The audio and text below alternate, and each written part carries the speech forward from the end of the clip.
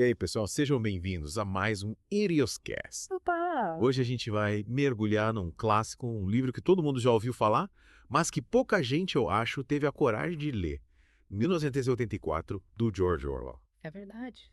E sabe, o mais impressionante é que esse livro, escrito lá nos anos 40, parece que está cada vez mais atual, principalmente agora com essa ascensão da inteligência artificial. É, realmente. É de arrepiar. A gente vai destrinchar as ideias, os personagens, tudo, e tentar conectar com o mundo de hoje, com os desafios que a gente enfrenta com a tecnologia, com a informação, com essa, sei lá, essa sensação de que tem sempre alguém te observando.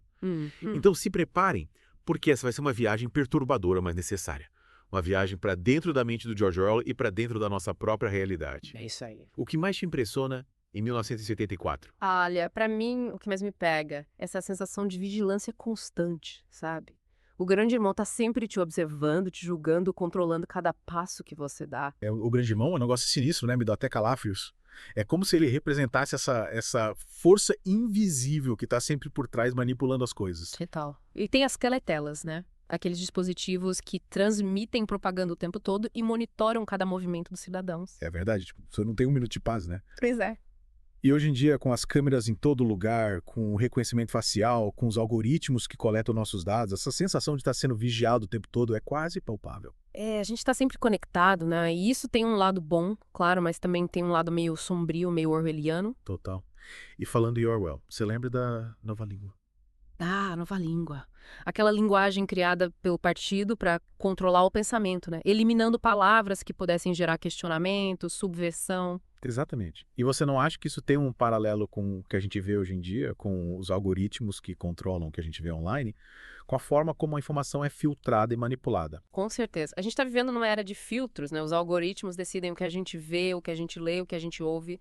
É como se a gente estivesse sendo moldado por essas forças invisíveis. E aí fica difícil saber o que é real, o que é manipulação, o que é verdade, né? A gente precisa estar atento, ter senso crítico, buscar diferentes fontes de informação. Totalmente.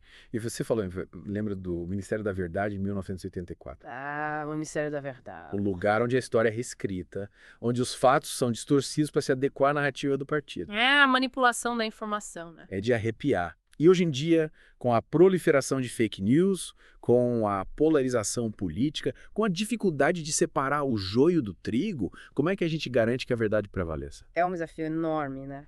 Mas acho que a educação, o senso crítico, o diálogo são ferramentas importantes para combater a desinformação. Verdade. E, puxa vida, acho que a gente já está vivendo uma versão, quem sabe mais light, da distopia de Orwell. Olha, é difícil dizer, né? Mas que existem paralelos preocupantes. Isso existem. A vigilância constante, a manipulação da informação, o controle da linguagem. É como se a gente estivesse flertando com a distopia, né? A gente precisa estar atento, vigilante, para garantir que 1984 continue sendo só uma obra de ficção. É isso aí. A gente precisa da obra do Orwell como um alerta, como um espelho, para refletir sobre a nossa própria realidade e evitar que a gente caia nas armadilhas do autoritarismo, da vigilância, da manipulação. Concordo plenamente. E aí, para a gente entender melhor como essa distopia funciona, vamos olhar mais de perto na história do Winston Smith, um protagonista de 1984. Boa! O Winston é um cara comum, né? Um funcionário do Ministério da Verdade, mas que secretamente odeia o partido e sonha com a liberdade. Que representa essa faísca de rebeldia, né? Exatamente. E ele começa a escrever um diário, o que já é um ato de rebeldia, no mundo onde até os pensamentos são controlados. É como se ele estivesse tentando preservar a sua individualidade, a sua sanidade, em meio a toda aquela loucura. O Winston é um personagem complexo, cheio de conflitos internos. E ele se apaixona pela Julia, né? Sim. Uma jovem que também rejeita o partido e que busca viver uma vida mais autêntica, mais livre. O amor deles é um ato de resistência, né? Totalmente. E eles tentam encontrar um espaço de liberdade, de privacidade em meio àquela sociedade opressora. Mas será que eles conseguem? Será que é possível escapar da vigilância constante do grande irmão? Vai que tá, né? A gente vai descobrir que o partido é muito mais poderoso do que eles imaginavam. E a partir daí a história toma um rumo meio trágico. O Winston e a Julia acabam sendo capturados pela polícia do pensamento. E aí começa o pesadelo. A tortura, a manipulação, a lavagem cerebral. O partido não quer apenas punir os rebeldes, ele quer quebrá-los completamente, transformá-los em autômatos. É de partir o coração.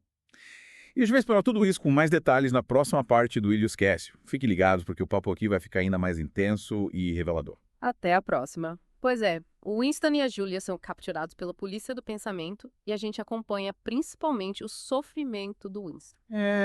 A Júlia é meio que som da história, né? A gente não sabe muito bem o que acontece com ela, mas com o Winston, meu Deus, é de cortar o coração. Ele é levado para o Ministério do Amor, que na verdade é um lugar de tortura, de horror. O nome já é uma ironia, né? Ministério do Amor. Que amor nada. Pois é, e lá ele é submetido a todo tipo de tortura física e psicológica para quebrar sua resistência, para fazer ele amar o grande irmão. O objetivo do partido não é só punir os rebeldes, né?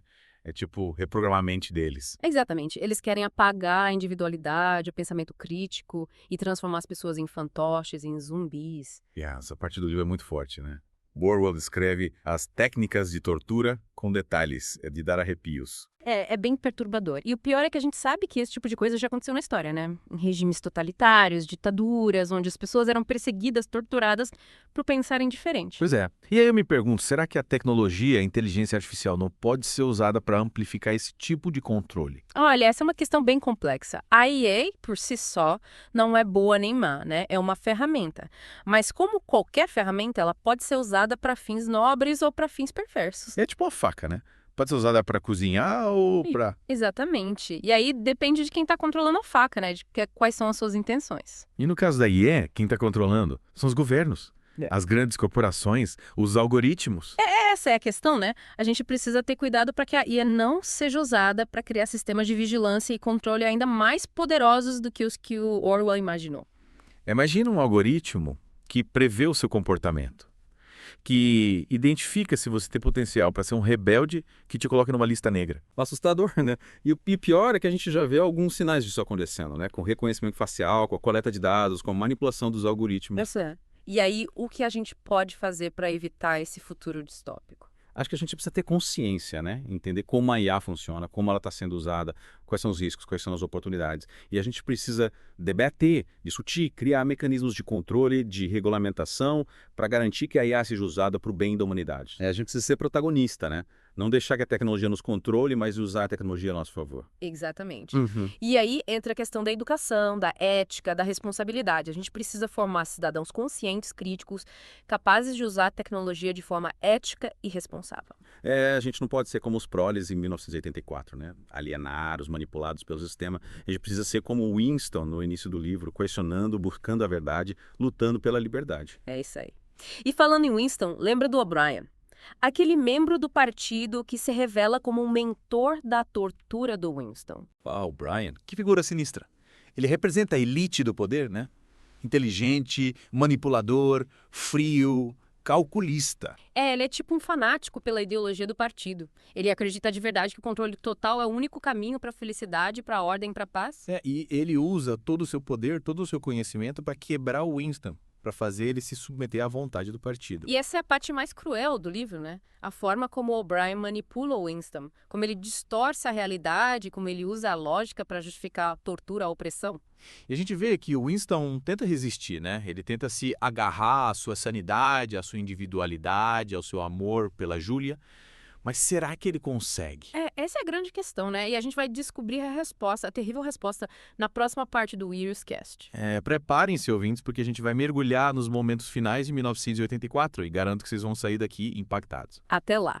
Então, chegamos ao momento mais tenso da história do Winston, né? Ele tá preso, torturado, completamente vulnerável nas mãos do partido.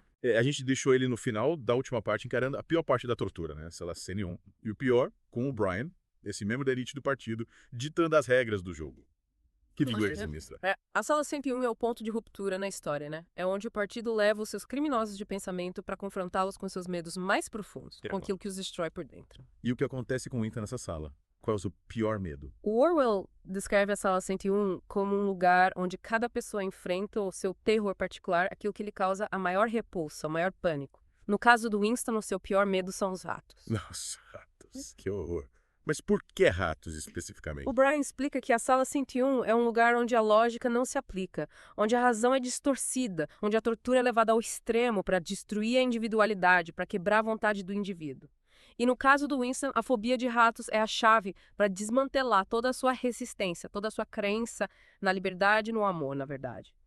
Então o partido usa esse medo para manipular o Winston, para fazê-lo trair seus princípios, a Júlia. Exatamente. Na sala 101, o Winston é colocado diante de uma gaiola com ratos famintos prontos para atacá-lo. E no auge do desespero, ele implora para que a tortura seja aplicada a Júlia, que ela sofra no seu lugar. Meu Deus, que desfecho terrível. Então ele traiu o amor da sua vida para se salvar da tortura. Essa é a tragédia do Winston. Ele cede à pressão, renuncia à sua própria humanidade para escapar da dor do terror. E essa é a vitória do partido, né? Transformar um rebelde, um livre pensador, num ser submisso, obediente, incapaz de questionar, de amar, de sonhar. É um final devastador, né? Mas qual a mensagem que o Orwell quer passar com esse desfecho? A gente está fadado a se tornar fantoche nas mãos de sistemas totalitários, controlados por algoritmos inteligentes, sem chance de escapar. Olha, eu não acho que 1984 seja uma profecia determinista, né? Mas é um alerta, um sinal de perigo que nos mostra o quão vulneráveis nós somos à manipulação, à vigilância, ao controle da informação. E o que a gente pode fazer para evitar que a distopia de Orwell se torne realidade, principalmente agora, nesse mundo cada vez mais tecnológico, dominado pela inteligência artificial? A gente precisa lutar pela liberdade, pela democracia, pela dignidade humana. A gente precisa usar a tecnologia a nosso favor, com ética, com responsabilidade, para promover o bem-estar da humanidade. A gente precisa ser como Winston no início do livro, né? Questionando, duvidando, buscando a verdade, lutando por um mundo melhor. Exatamente. E a gente precisa se lembrar que a tecnologia, a inteligência artificial não é inerentemente boa ou má. É uma ferramenta que pode ser usada para construir ou para destruir, para libertar ou para oprimir. A escolha é nossa. E aí, pessoal, o que vocês acham? Será que estamos caminhando para um futuro 1984? Ou será que a gente consegue usar a tecnologia para criar um mundo mais justo, mais livre, mais humano? Deixem aí nos comentários as suas reflexões, as suas esperanças, as suas angústias. É isso aí.